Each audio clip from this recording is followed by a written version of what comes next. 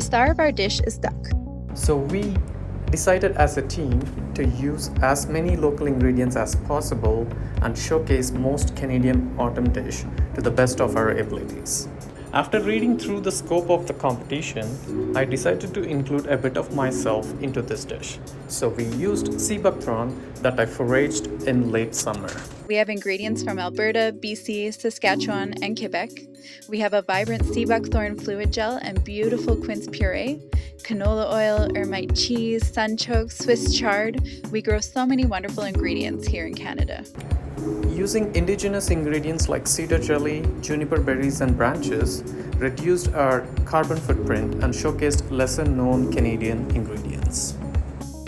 We wanted to incorporate ingredients we had found with ingredients we love, while staying within the guidelines of farm to table and foods found in the fall in Canada.